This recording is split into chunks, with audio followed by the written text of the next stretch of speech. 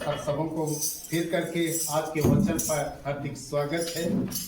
आज हम लोग वचन में देखते हैं कि आज चरवाहा है ना, चरवाहा के बारे में। और हम सभी लोग चरवाहा के बारे में परिचित है कि नहीं है? भेड़ बकरी चरवाहा किए हैं कि नहीं किए हैं? किए है ना। 1 हो चाहे 10 हो चाहे, लेकिन चरवाही किए हैं ना। और चरवाहा जब चरवाहा करता है तो उसके लिए क्या क्या करता है? हाँ, देख रेख करता है और घास खिलाता है, हाँ, और पानी पिलाता है, हाँ, और भेड़ियों से रक्षा करता है, और दुख सुख में देखभाल नहीं करता है। हाँ, है ना। कमजोर को क्या करता है? चलने नहीं पाते उसको उठाता है, गोदी करके ले चलता है। तो आज इसी विषय पर आज हम लोग देखने पाते हैं कि किस तरह से प्रभु यीशु मसीह इस जगत के जीवन में अपने आप को क्या कहा? चरवाहा। क्या बोला? अच्छा चरवाहा मैं हूं, है ना। जिस तरह से आज हम अपने भेड़ बकरियों को चराते हैं और घास फूस के जगह में ले चलते हैं, पानी पिलाते हैं, उसी तरह से प्रभु यीशु मसीह भी हमारे जीवन को उसी तरह से चरवाही करता है। और आपको और हमको क्या बोला है? भेड़ की तुलना किया गया है। उस समय जिस समय इस्राएली लोगों के जीवन को हम लोग देखते हैं तो लोग क्या थे? भेड़ बकरी पालन करने वाले लोग थे। क्या करने वाले लोग थे? भेड़ बकरी। और 1-2 का पालन नहीं करते थे, हजार का पालन करते थे कि नहीं? है ना। हजार का भेड़ बकरी पालते थे। और उन लोग क्या करते थे? दूर ले जाते थे, लाते नहीं थे। उन लोग सप्ताह महीना भर जंगल में चरवाही करते थे, देखभाल करते थे। और जिसका मालिक जिस मालिक का भेड़ बकरी है चरवाहा करने के लिए भेज दिया गया है, तो अगर उस भेड़ को अगर कोई भी जानवर, जंगली जानवर उसको खा देगा तो उसका प्रूफ भी लाना जरूरी था। क्या करना था? लाना जरूरी था। कुछ ना कुछ भाग को दिखाना होगा कि ये आपका भेड़ को भेड़िया ने क्या कर दिया? खा दिया। प्रूफ दिखाना पड़ता था, कुछ ना कुछ अंश लेके दिखाना पड़ेगा। अगर नहीं दिखाने पाया तो उसको कुछ भी सजा दिया जाता था। और उनको बड़ी बड़ी नीच और तुच्छ भी गिनते करते थे, क्योंकि वे हर रोज क्या करते थे? चरवाही का काम करते थे। संडे हो मंडे हो, उनका कोई गिरजा बिनती से क्या थे? दूर रहते थे, जिसकी द्वारा से उनको क्या करते थे? अशुद्ध मानते थे, अशुद्ध मानते थे। लेकिन आज हम लोग अशुद्ध मानते थे लोग, लेकिन वे लोग क्या थे? दीन और नम्र थे। इसीलिए आज यीशु मसीह जब जन्म लिया तो किनके पास स्वर्गदूत गए? भेड़ चरवाहा लोगों के पास। और यीशु मसीह बतलाना चाह के जिस तरह से आप लोग भेड़ की रखवाली कर रहे हैं, देखभाल कर रहे हैं, चरवाही कर रहे हैं, उसी तरह से मैं भी आप लोगों का क्या करूंगा? चरवाही करूंगा, देखभाल करूंगा। इसलिए आज सर्वप्रथम उन भेड़ चरवाहा लोगों के पास स्वर्गदूत आई और खबर दी। क्या खबर दी? देखो तुम्हारे आनंद का हाँ, देखो मैं बड़ी आनंद का सुसमाचार सुनाता हूँ जो सब लोगों के लिए होगा। और जैसा स्वर्गदूत बतलाई वैसा ही उन लोग क्या पाए? जैसा स्वर्गदूत ने बतलाई थी वैसा ही उन लोग जाकर यीशु मसीह को क्या किए? देखे। तो मसीह में प्यारो, आज भी हम सब लोगों को आज उसी तरह से क्या बनना है? दीन और नम्र बनना है। याकूब 4:10 में क्या लिखा है? जो अपने आप को दीन बनाएगा उसको क्या बनाऊंगा? शिरोमणि, है ना। जो लोग अपने आप को दीन बनाएगा क्या बनाएगा? शिरोमणि, ऊंचे स्थान पर रखेगा। जैसा यीशु मसीह ने इस जगत के जीवन में भेड़ चरवा या तो हमारी शुद्धि लिया, रखवाली किया, देखभाल किया, हर परिस्थिति में हमारी शुद्धि लेता है ना। हमारी अगुवाई करता है, मार्गदर्शन करता है। हम जब भटक जाते हैं फिर भी वह छोड़ता नहीं है, खोजता है, लाता है, और अपने संगाती में मिलाता है। लेकिन हमारी मूर्खता, जब हम मूर्ख हो जाते हैं और परमेश्वर से दूर हो जाते हैं तो उनका जीवन तो क्या हो जाता है? नष्ट हो जाता है। अगर हम नहीं मानेंगे, नहीं सुनेंगे, नहीं चलेंगे तो हमारा जीवन क्या होगा? नष्ट होगा। अगर जो बकरी या भेड़ अगर अलग हो जाता है झुंड से तो उसका सुरक्षित रहता है वो? नहीं, बिल्कुल सही। आज सुरक्षित नहीं रहता है। अगर अलग हो गया, कहीं ना कहीं खो गया, अलग हो गया तो वह तो जंगली जानवर कहीं ना कहीं उसको क्या कर देगा?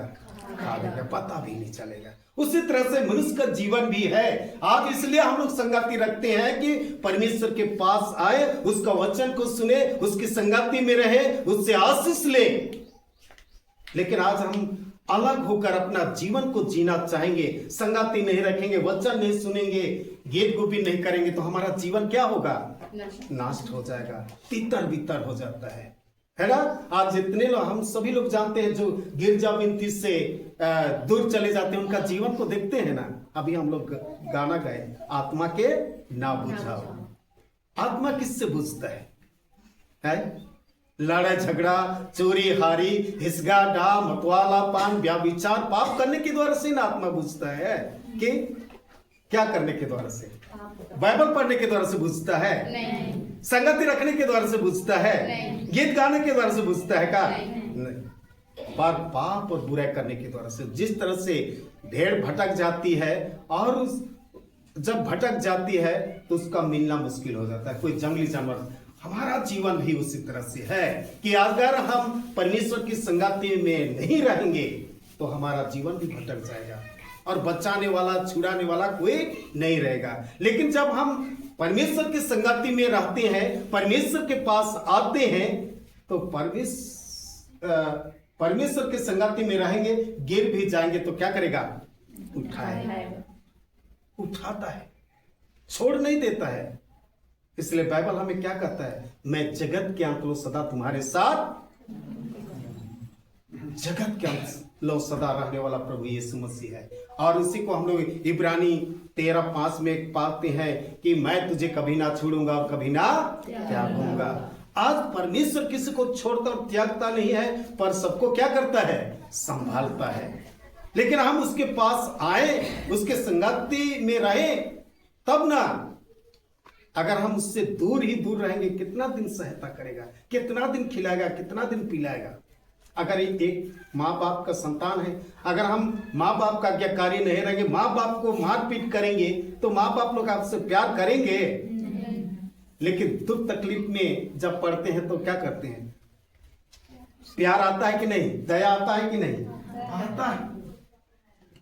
फिर उसको अपना लेते हैं, दया दिखाते। यीशु मसीह भी इसी तरह से हमें दया दिखाता है, छोड़ नहीं देता है।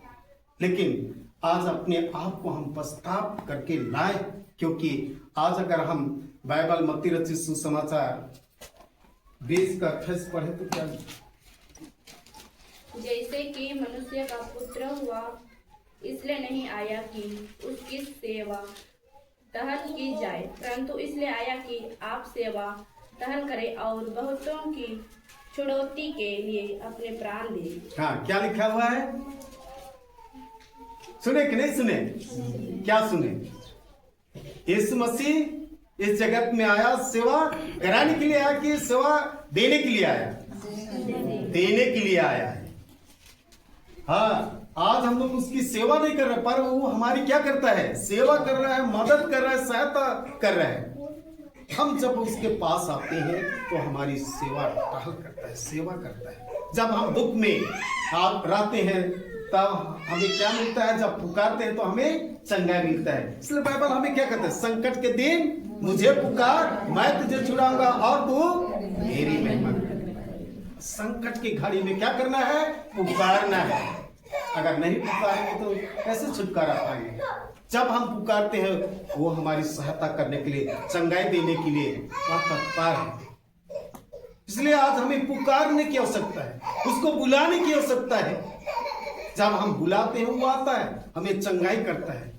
मैं अपने जीवन में कई समस्या से जब घिरता हूँ तब मुझको लगता है कोई सहायता करने वाला नहीं, लेकिन प्रभु यीशु मसीह आज सहायता करता है, बल देता है, सामर्थ्य देता है। आर्थिक स्थिति कमजोर भी रह जाती है, उस समय आप पुकारते हैं तो आपके लिए मिलेगा। मेरा तो कई ऐसे, हमको एक दिन 11 बजे रात को हमको मिला, एक सभा सम्मेलन में गए थे, वो भी नामकुम क्षेत्र हाई स्टेशन में हम लोग, और उस बहन से मेरा कोई मुलाकात नहीं हुई थी, बस वो जानते थे कि ये सेवक है, उसका गांव बनपुर और रहती थी रांची कुकर में, और उससे बातचीत करने के द्वारा से उस दिन मेरे पॉकेट में कुछ मनी नहीं था, पैसा नहीं था, लेकिन उस रात के समय में जब वहां सम्मेलन हुई तो हमको 500 रुपया दी। तो मैं प्रभु का धन्यवाद देता हूं कि आज जब इस परिस्थिति में परमेश्वर आज सहायता करता है, कितना खुशी और आनंद की बात है कि कैसे आपकी आवश्यकता को जानता है, और स्वयं तो नहीं लेकिन किसी के माध्यम से दिलाता है। एक कई छोटा छोटा आवश्यकता को, बड़ा से बड़ा आवश्यकता को परमेश्वर ने पूरा करता है, जब उस पर बने रहती है, जब उसके शरण में आती है। तो इस तरह का परमेश्वर आज हमारे ऊपर दया दृष्टि करता है और हमें छुड़ाता है, अपना प्राण देकर आज हमें छुड़ाया है, जीवन दिया है, अपना प्रेम को प्रकट करता है, अपना सामर्थ्य को आज प्रकट करता है। उसके सामर्थ्य, उसके प्रेम में हम अपना जीवन व्यतीत करें। अगर हम इस तरह का जीवन व्यतीत करते हैं तो हमारे लिए वह हमेशा उपाय करने वाला परमेश्वर है।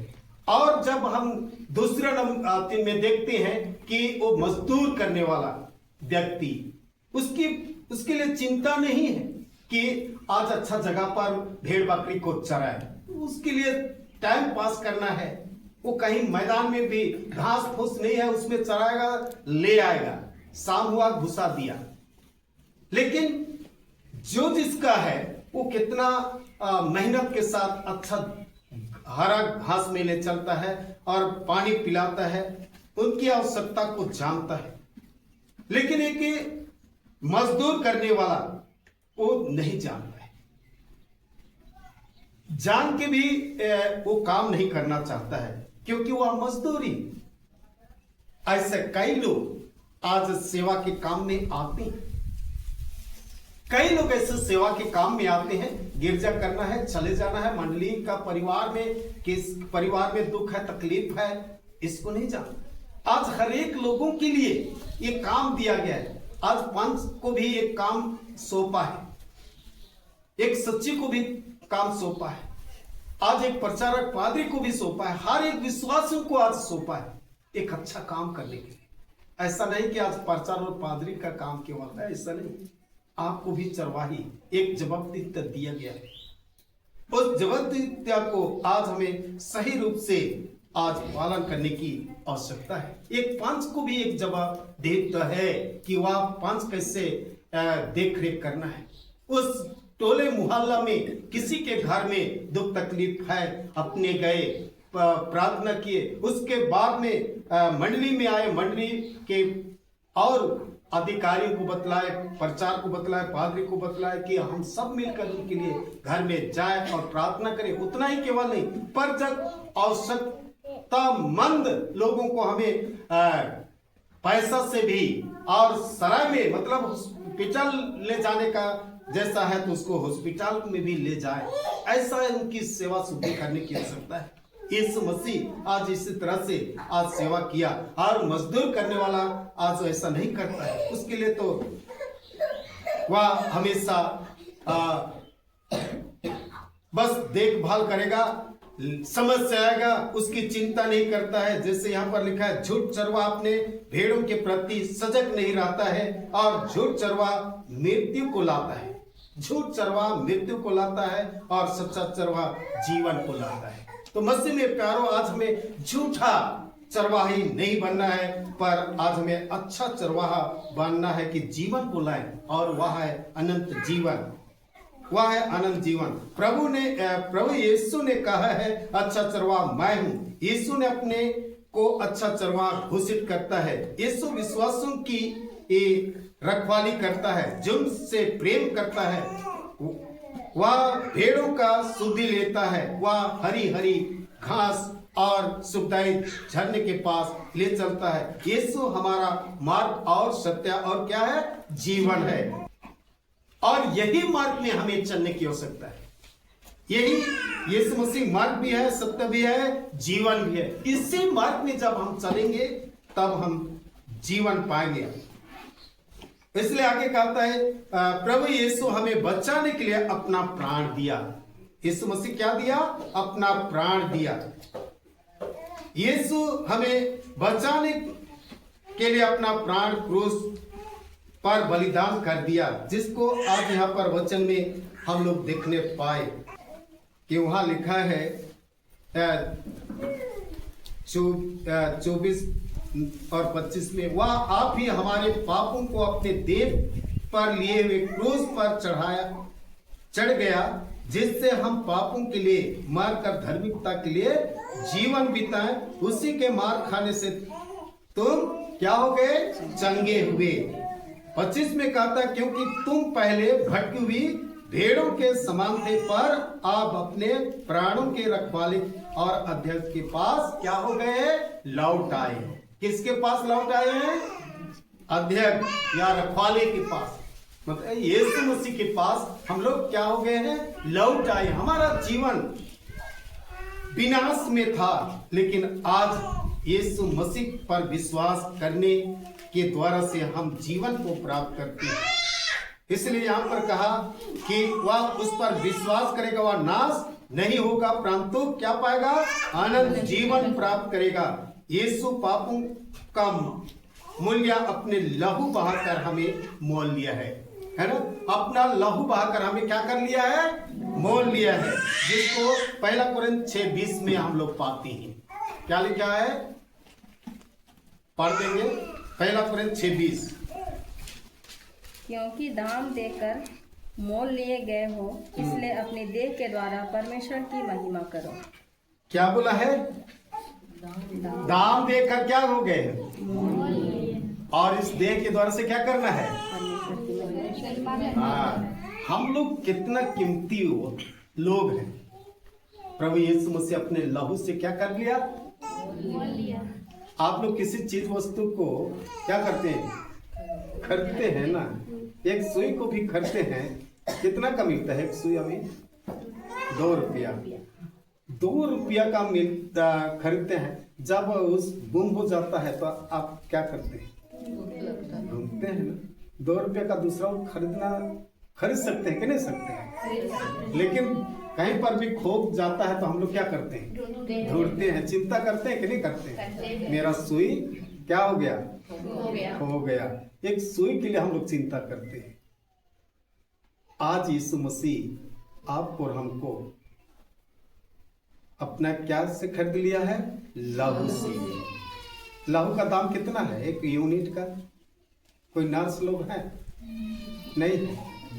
कितना है 1 यूनिट का लहू का दाम? कोई ब्लड चढ़ाया है? नहीं चढ़ाया है। परमेश्वर का धन्यवाद कि किसी को ब्लड चढ़ाने का नौबत नहीं आया।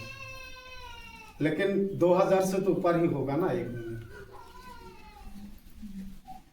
तो आज 1 यूनिट ब्लड का 2000 है। आज इतने लोगों को प्रभु यीशु मसीह अपना ब्लड को दिया। समझ सकते हैं आप कितना कीमती है। और इस कीमती शरीर को आज हम लोग क्या करते रहे? नाश कर रहे।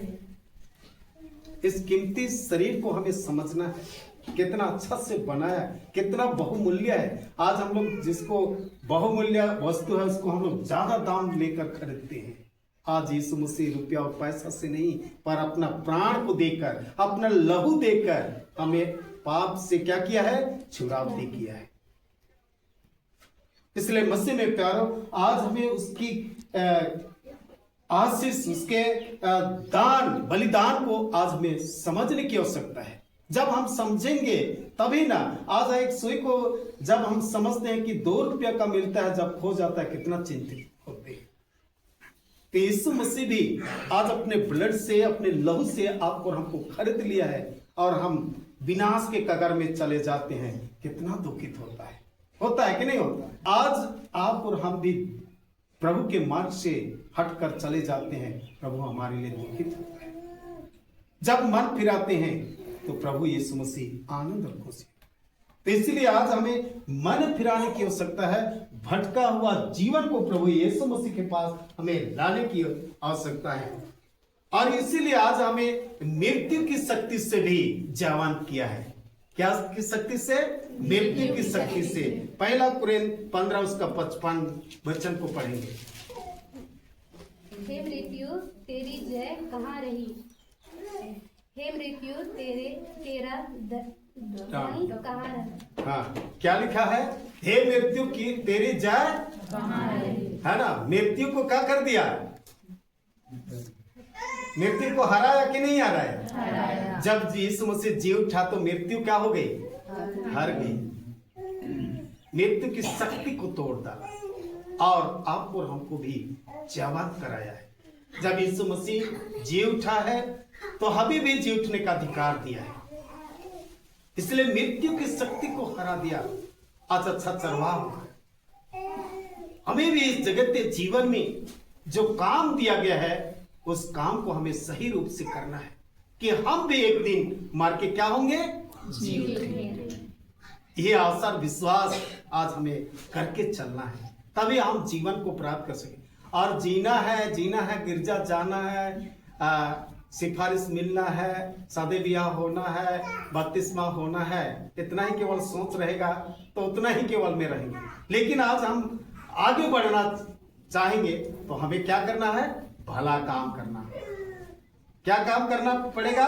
भला काम और अच्छा चरवाही करना पड़ेगा, देखभाल करना पड़ेगा, शुद्धि लेना। इस तरह का जीवन जीने के द्वारा से हम एक दिन परमेश्वर के राज्य में सुरक्षित रहेंगे। इस जगतीय जीवन में भी सुरक्षित रहेंगे, लेकिन आने वाले दिन जो हमारे लिए सुरक्षित स्थान है वहां पर लड़ाई और झगड़ा नहीं रहेगी, इस तरह का हिस्सा डाल नहीं रहेगा, वहां पर मतवालापन नहीं, एक दूसरे के प्रति हीन की दृष्टि से नहीं देखेंगे। अभी हम लोग एक दूसरे से हीन की दृष्टि से देखते हैं, एक दूसरे को उच्च नीच की दृष्टि से देखते हैं। वहां पर उस तरह का भावना विचार ही नहीं रहेगा। इसलिए वहां का स्थान को आज हमें चुनना है और जाने के लिए अपने आप को तैयारी करना है, ना कि आज हम मजदूर पाने वाले जैसा काम नहीं करना है। जो मजदूर करने वाला चरवाही करता है वो चिंता नहीं करता है, वो सोचता नहीं है, बस अपना पेट के लिए ही केवल चिंता करता है। कई लोग ऐसे हैं कि अपने ही जीवन के लिए सोचते, अपने ही परिवार के लिए सोचते, लेकिन यहाँ पर आज यीशु मसीह उस तरह का नहीं सोचा, सबके लिए सोच के स्वर्ग राज को छोड़कर इस जगत के जीवन में आया। इसलिए आगे हम एक और वचन पढ़ेंगे, इब्रानी 13:20।